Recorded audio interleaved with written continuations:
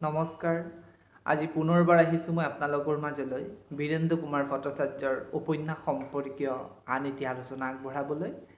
আজি মই পুনতে আপোনালোকক ক'বলৈ বিচাৰিছোঁ বীৰেন্দ্ৰ কুমাৰ ভট্টাচাৰ্যৰ 1987 চনত প্ৰকাশিত এখন উপন্যাস সংকলনৰ বিষয়ে আৰু এই উপন্যাস সংকলনখনৰ নাম আছিল চতুৰংগ এই উপন্যাস সংকলনখনত একত্ৰ হৈছিল চাৰিখন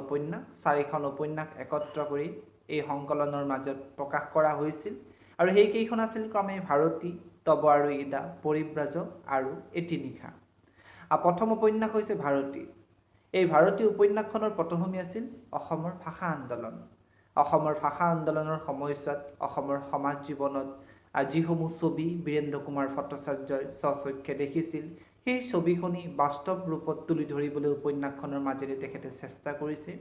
এই উপন্যাসখনৰ মাজেৰে ভট্টাচাৰ্য ডাঙৰীয়াই প্ৰধানভাৱে দুটা বাৰ্তা দিবলৈ বিচৰা যেন প্ৰায় আমাৰ অনুমান হয় প্ৰথম বাৰ্তাটো হৈছে যে অসমৰ চৰকাৰী ভাষা হিচাপে অসমীয়া ভাষাক প্ৰতিষ্ঠা কৰা আৰু দ্বিতীয়টো বাৰ্তা হৈছে অসমীয়া আৰু বঙালী সম্প্ৰদায়ৰ মাজত যিডাল এনাজৰী তেওঁলোকৰ মিলনৰ যিডাল এনাজৰী সেই এনাজৰীডাল মজবুত কৰা গতিকে এই প্ৰধান বাৰ্তা দুটা দিবৰ উদ্দেশ্যে তেখেতে ভাষা আন্দোলনৰ পটভূমিত ৰচনা কৰা বুলি কোৱা পাৰোঁ তেখেতৰ ভাৰতী নামৰ উপন্যাসখন ইয়াৰ পিছতে তেখেতৰ দ্বিতীয় উপন্যাসখন হৈছে তব আৰু ইদা দ্বিতীয় মানে এই সংকলনত প্ৰকাশিত দ্বিতীয় উপন্যাসখন তব আৰু ইদা এই উপন্যাসখনৰ বিষয়বস্তু সম্পূৰ্ণ ব্যতিক্ৰম তেখেতৰ পূৰ্বৰ উপন্যাসৰ বিষয়বস্তুৰ সৈতে বিশেষ সম্পৰ্ক উপন্যাসখনৰ নাম অৱশ্যে আদৰ্শগত কিছু সম্পৰ্ক নাই বুলি আমি ক'ব নোৱাৰোঁ উপন্যাসখনত দুটা প্ৰধান চৰিত্ৰ আমি পাওঁ সেই দুটা হৈছে তব আৰু ইদা আৰু গুৰুত্বপূৰ্ণভাৱে এই দুটা চৰিত্ৰ কোনো মানুহ চৰিত্ৰ নহয় এই দুটা চৰিত্ৰ হৈছে দুটা চিম্পাঞ্জী চৰিত্ৰ আৰু উপন্যাসখনত আমি পাইছোঁ ইদা গৰ্ভত কেনেকৈ মানুহৰ বীৰ্য সুমুৱাই দি তাই গাভিনী হয় নে নহয় সেই কথাটো পৰীক্ষা কৰিবলৈ চোৱা হৈছিল এই কথাটো আমি উপন্যাসখনৰ মাজত বিচাৰি পাওঁ আৰু উপন্যাসখনত তব আৰু ইদা কেন্দ্ৰিক যিটো বিষয়বস্তু উপন্যাসিকগৰাকীয়ে দিছে ইয়াৰ জৰিয়তে আচলতে তেখেতে মানুহৰ মাজৰ কেতবোৰ বাস্তৱ চৰিত্ৰহে তুলি ধৰিবলৈ বিচাৰিছে আমাৰ ৰাষ্ট্ৰযন্ত্ৰই বা শাসক যন্ত্ৰই কেনেকৈ সাধাৰণ মানুহখিনিৰ ওপৰত মাধমাৰ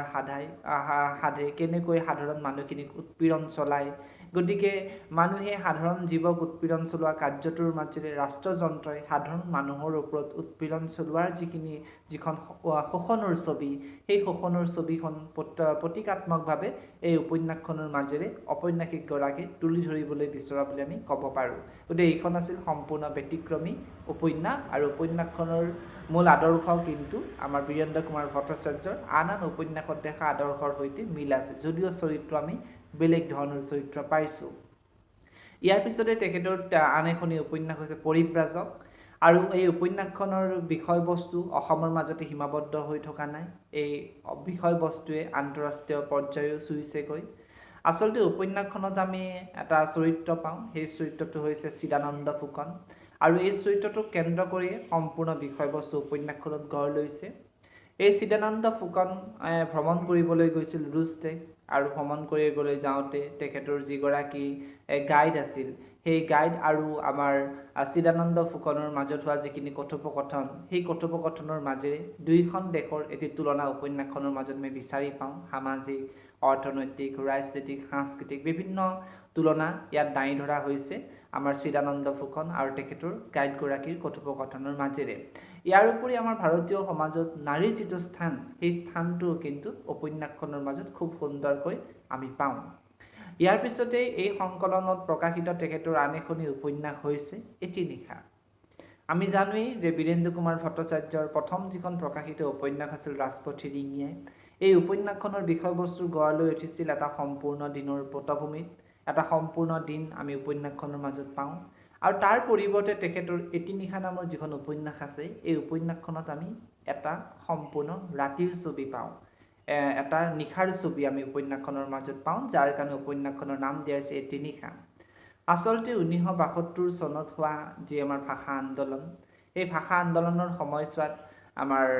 কাৰফিউ দিয়া হৈছিল সান্ধ্য আইন জাৰি কৰা হৈছিল সেই সান্ধ্য আইনৰ ফলত এটা নিম্ন মধ্যবিত্ত পৰিয়ালে কেনেকুৱা ধৰণৰ নিৰ্যাতনৰ মুখামুখি হ'ব লগা হয়, কেনেকুৱা আপোনাৰ অভাৱ অনাটনৰ মুখামুখি হ'বলগীয়া হয়, সেই কথাখিনি খুব ধুনীয়াকৈ উপন্যাসখনৰ মাজত ঔপন্যাসিকগৰাকীয়ে তুলি ধৰিছে। যে বৰ্তমান সময়ছোৱাতো আমাৰ কৰোনা মহামাৰীক লৈ লকডাউনৰ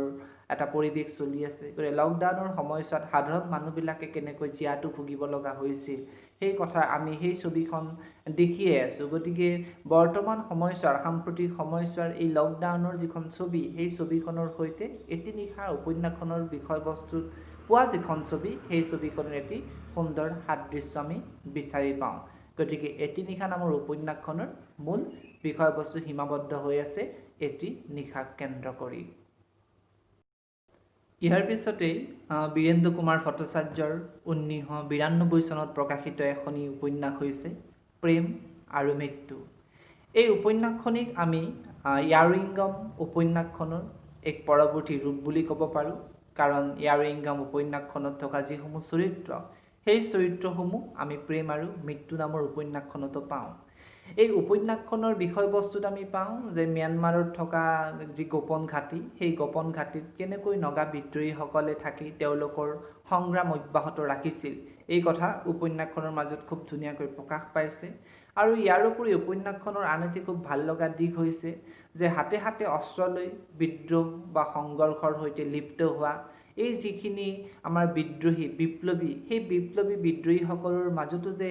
এই সুন্দৰ মানৱীয়তা আছে, এই কথাখিনি উপন্যাসখনৰ মাজত খুব ধুনীয়াকৈ প্ৰকাশ পাইছে। গতিকে এফালে তেওঁলোকে মৃত্যুৰ সৈতে খেলা কৰি থাকে আৰু আনফালে তেওঁলোকৰ মনত থকা যি মানৱীয় প্ৰেম, এই প্ৰেম উপন্যাসখনৰ মাজত প্ৰাধান্য লাভ কৰিছে, যাৰ বাবে বোধ কৰোঁ ঔপন্যাসিকগৰাকীয়ে উপন্যাসখনৰ নাম প্ৰেম আৰু মৃত্যু ৰাখিছে। ইয়াৰ পিছতেই বীৰেন্দ্ৰ কুমাৰ ভট্টাচাৰ্যৰ 1908 চনত প্ৰকাশ পোৱা এখন উপন্যাস হৈছে অমিতৰ প্ৰেম। এইখন উপন্যাস মৰণোত্তৰভাৱে প্ৰকাশিত হৈছে, কাৰণ বীৰেন্দ্ৰ কুমাৰ ভট্টাচাৰ্য ইতিমধ্যে 1997 চনত তেখেতৰ মৃত্যু হৈছে। গতিকে 2008 চনত তেখেতৰ মৰণোত্তৰভাৱে প্ৰকাশিত হৈছিল অমিতৰ প্ৰেম নামৰ উপন্যাসখন। এই উপন্যাসখনৰ বিষয়বস্তু স্বৰূপে পাওঁ অসমৰ পৰা মেঘালয়ক যেতিয়া বিভাজন কৰা হৈছিল সুকীয়া ৰাজ্য হিচাপে, সেই সময়ছোৱাৰ এক বাস্তৱ আলেখ্য উপন্যাসখনৰ মাজত আমি দেখা পাওঁ। উপন্যাসখনত প্ৰধান চৰিত্ৰৰ ভূমিকাত অৱতীৰ্ণ হৈছে অমিত নামৰ এগৰাকী ডেকা, আৰু সেই অমিতৰ এগৰাকী প্ৰেয়সী আছিল, আৰু তেওঁলোকৰ মাজৰ এই যি প্ৰেম, এই প্ৰেম কেনেকৈ ক্ষত বিক্ষত হৈছিল আমাৰ অসমক খণ্ডিত কৰাৰ সেই সময়ছোৱাৰ সেই পৰিস্থিতিত, সেই কথাখিনি উপন্যাসখনৰ মাজত খুব ধুনীয়াকৈ তুলি ধৰা হৈছে। গতিকে অসমৰ পৰা মেঘালয় সুকীয়া ৰাজ্যৰ স্বৰূপে প্ৰতিষ্ঠা কৰাৰ যিটো পৰিস্থিতি অসমত ঘটিছিল, সেই পৰিস্থিতিটো খুব সুখৰ নাছিল, সেই পৰিস্থিতিটো এচাম মানুহৰ বাবে যে বিষাদগ্ৰস্ত আছিল, সেই কথাখিনি উপন্যাসখন পঢ়িলে আমি পাওঁ। ইয়াৰ পিছতেই তেখেতৰ 2009 চনত প্ৰকাশিত হৈছে আন এখন উপন্যাস সংকলন, সেইখনৰ নাম হৈছে বলিয়া সময়। আৰু এই উপন্যাস সংকলনখনত আমি 3খন উপন্যাস পাওঁ। প্ৰথমখন আছিলে বলিয়া সময়, দ্বিতীয়খন হৈছে প্ৰেম আৰু মৃত্যু। এইখিনিতে উল্লেখনীয় যে মই ইতিপূৰ্বেই কৈছোঁ 1992 চনত প্ৰেম আৰু মৃত্যু উপন্যাসখন প্ৰকাশ পাইছে। গতিকে সেই পূৰ্বে প্ৰকাশিত উপন্যাসখন ইয়াত পুনৰবাৰ উপন্যাস সংকলনৰ অন্তৰ্ভুক্ত কৰা হৈছে। গতিকে মই আৰু প্ৰেম আৰু মৃত্যুৰ বিষয়ে এতিয়াও নকওঁ। আৰু তৃতীয়খন উপন্যাস হৈছে অগ্নিগড়। এই সংকলনত থকা প্ৰথম উপন্যাসখনৰ নাম মই ক'লোঁ বলিয়া সময়। এই বলিয়া সময় নামৰ উপন্যাসখনৰ পটভূমি হৈছে অসম আন্দোলন। অসম আন্দোলনৰ সময়ছোৱাৰ এক বাস্তৱ পৰিস্থিতি উপন্যাসখনৰ মাজত খুব ধুনীয়াকৈ তুলি ধৰা হৈছে। যে উপন্যাসখনত আমি বিকাশ নামৰ এগৰাকী সংগ্ৰামী যুৱক পাওঁ, যিগৰাকী এই যুৱকেই আমাৰ অসমৰ পৰা অসমীয়া ভাষাটো স্থায়ী কৰাৰ কাৰণে বা বিদেশী খেদাৰ কাৰণে তেওঁ আগভাগ লৈছে। গতিকে এক প্ৰকাৰ বিপ্লৱৰ তেওঁ সূচনা কৰিছে। গতিকে এই বিপ্লৱৰ সূচনা কৰা বিকাশক কেন্দ্ৰ কৰি আন কেতবোৰ ব্যক্তি আহি এক ব্যতিক্ৰমী পৰিৱেশৰ সূচনা কৰিছে, আৰু তেওঁলোকৰ এই যি বিপ্লৱ, এই বিপ্লৱৰ ওচৰত ঠাৱনি নোপোৱা হৈছে নিৰ্বাচনৰ সৈতে জড়িত কেতবোৰ প্ৰতিদ্বন্দ্বী। আৰু তাৰ উদাহৰণস্বৰূপে উপন্যাসখনত আমি নবীন নামৰ এগৰাকী ব্যক্তিক পাওঁ, সেই নবীনৰ ঠাউনি নোপোৱা হৈছে বিকাশৰ দৰে এই বিপ্লৱীবিলাকৰ কাৰণে তেওঁ নিৰ্বাচনৰ বাবে প্ৰতিদ্বন্দ্বিতা কৰিবলৈ বিচাৰিছে কিন্তু এই বিপ্লৱীসকলৰ কাৰণে কিছুমান বাধাৰ তেওঁ মুখামুখি হৈছে আৰু তাৎপৰ্যপূৰ্ণভাৱে এই উপন্যাসখনত নবীন নামৰ যিগৰাকী ব্যক্তিক পাইছোঁ তেখেতৰ মাতৃ আনন্দময়ীৰ মুখত এটি ধুনীয়া সংলাপ উপন্যাসখনৰ মাজত প্ৰকাশিত হৈছে যিটো সংলাপে আচলতে বলিয়া সময় উপন্যাসখনৰ সামগ্ৰিক যিটো ৰূপ সামগ্ৰিক যিখন ছবি সেই ছবিখন দাঙি ধৰে যে আনন্দময়ী নামৰ এই বৃদ্ধা মহিলাগৰাকী উপন্যাসখনৰ এঠাইত কৈছে যে বৰ্তমানৰ ৰাজনীতিয়ে মানুহক মানুহ হিচাপে গঢ়া নাই বৰ্তমানৰ ৰাজনীতিয়ে মানুহক ভোটাৰ হিচাপে গঢ়িছে যাৰ ফলত বৰ্তমান সময়ছোৱাত আমি মানুহ নোপোৱা হৈছোঁ গতিকে মানুহৰ সমাজত মানুহ নাইকিয়া হৈ যোৱাৰ ফলশ্ৰুতিত হিংসা হত্যা লুণ্ঠন নিৰ্যাতন এইবিলাকে চাৰিওফালে গজেই গজালি হৈ পৰিছে গতিকে এনেকুৱা ফলশ্ৰুতিত মানুহৰ সমাজত মানুহ নাইকিয়া হৈছে আৰু তাৰ কুপৰিণতি স্বৰূপে কিছুমান সাধাৰণ মানুহে কিছুমান বিপদৰ মুখামুখি হ'বলগীয়া হৈছে বা কোনোবাই নিজৰ জীৱনটো হেৰুৱাব লগা হৈছে উদাহৰণস্বৰূপে ইয়াত থকা উপন্যাসখনত থকা চম্পা নামৰ নাৰীগৰাকী নিজৰ স্বামীক হেৰুৱাব লগা হৈছে এনেকুৱা কিছুমান নৃশংস পৰিস্থিতিৰ বলি হয় গতিকে এই কথাখিনি হৈছে বলিয়া উপন্যাসখনৰ মূল বিষয়বস্তু ইয়াৰ উপৰি তেখেতৰ এই সংকলনখনত প্ৰকাশিত আন এখনি উপন্যাস হৈছে অগ্নিগড় উপন্যাসখনত আমি এগৰাকী কেন্দ্ৰীয় চৰিত্ৰ পাওঁ যাৰ নাম হৈছে মন্টু আৰু মন্টুক কেন্দ্ৰ কৰি উপন্যাসখনৰ বিষয়বস্তুৱে প্ৰকাশ লাভ কৰিছে মন্টু হৈছে এগৰাকী বিদ্ৰোহী এগৰাকী বিপ্লৱী তেওঁ সন্ত্ৰাসৰ লগত জড়িত গতিকে এই বিপ্লৱী বিদ্ৰোহী ব্যক্তিগৰাকীয়ে বিভিন্ন ধৰণৰ হিংসাত্মক কাৰ্যৰ সৈতে জড়িত হৈ পৰিছিল আৰু এদিন ঘটনাক্ৰমত তেখেতৰ নিজৰ হাততে বোমা ফুটিছিল যাৰ ফলত নিজৰ তিনিটা আঙুলি হেৰুৱাব লগা হৈছিল আৰু এনেকৈ হিংসাত্মক কাৰ্য কৰি গৈ এটা সময়ত তেওঁ অনুশোচনা কৰিছিল যে এইবিলাক কৰি থকাৰ ফলত তেওঁ কেতিয়াও সুফল আৰু নাপায় কোনো ভাল ফলাফল তেওঁ লাভ কৰিব নোৱাৰে গতিকে সেই তেনেকুৱা পৰিস্থিতিৰ পৰা তেওঁ ফালৰি কাটি এটা মুক্ত জীৱন বিচাৰে কিন্তু তেওঁ সেই কামবিলাক কৰি এনেকুৱা এটা স্তৰত উপনীত হৈছিল তেওঁ মুক্ত হ'ম বুলি ভাবিলেও মুক্ত হ'ব নোৱাৰে তেনেকুৱা এক পৰিস্থিতিত তেনেকুৱা এক মানসিক পৰিস্থিতিত আমাৰ মন্টু নামৰ চৰিত্ৰটি কেনেকুৱা ধৰণৰ অন্তৰ্দ্বন্দ্বত ভুগিছিল সেই কথাখিনি এই উপন্যাসখনৰ মাজত খুব ধুনীয়াকৈ প্ৰকাশিত হৈছে গতিকে এইখন আছিল বীৰেন্দ্ৰ কুমাৰ ভট্টাচাৰ্যৰ অগ্নিগড় গতিকে আজিলৈকে মই বীৰেন্দ্ৰ কুমাৰ ভট্টাচাৰ্যৰ উপন্যাসৰাজি শীৰ্ষক যিটো আলোচনা এই আলোচনাটিত বীৰেন্দ্ৰ কুমাৰ ভট্টাচাৰ্যৰ গোটেইখিনি উপন্যাসক সামৰি এটা আপোনালোকৰ সন্মুখত মই পৰিচয় আগবঢ়াবলৈ প্ৰয়াস কৰিলোঁ আৰু আশা কৰিছোঁ আপোনালোক কিছু পৰিমাণে হ'লেও উপকৃত হ'ব কাৰণ ইমানকেইখন উপন্যাস গোটেইখিনি একেলগে পঢ়াটো খুব সম্ভৱ নহয় গতিকে আশা কৰিছোঁ মোৰ এই ভিডিঅ'টিৰ মাধ্যমেৰে কিছু আপোনালোকে পূৰ্বাভাস পালে কিছু ধাৰণা পালে আৰু এই ধাৰণাক আপোনালোকে ভেটি হিচাপে লৈ তেখেতৰ উপন্যাসসমূহ অধ্যয়ন কৰিবলৈ আগ্ৰহী হ'ব বা আপোনালোকে অধ্যয়ন কৰিব আৰু বীৰেন্দ্ৰ কুমাৰ ভট্টাচাৰ্যৰ উপন্যাসৰাজি চালে আপোনালোকে গম পাব যে অসম তথা ভাৰতবৰ্ষৰ সৈতে জড়িত ভিন্ন ৰাজনৈতিক দৃশ্যপট তেখেতৰ উপন্যাসৰ মাজত জীৱন্ত হৈছে আমি বহু কথা নাজানো যে অসমক খণ্ডিত কৰা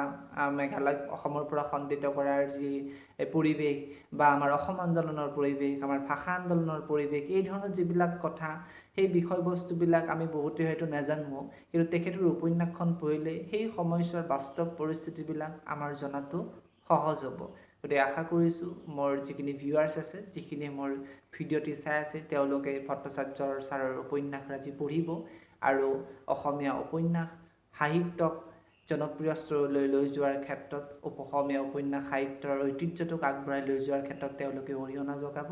এইখিনিই মই ক'লোঁ আৰু ইয়াৰ পৰৱৰ্তী সময়ছোৱাত মই সাহিত্য সম্পৰ্কীয় আন কেতবোৰ গঠনমূলক আলোচনা আগবঢ়াবলৈ প্ৰয়াস কৰিম গতিকে যিসকলে মোৰ এই ভিডিঅ'টি চাই আছে আপোনালোকে এই চেনেলটো ছাবস্ক্ৰাইব কৰি থ'ব যাতে পৰৱৰ্তী সময়ছোৱাত মই মোৰ ভিডিঅ'সমূহ আপলোড কৰাৰ লগে লগে আপোনালোকে পায় গতিকে আজিলৈ এৰিছোঁ ধন্যবাদ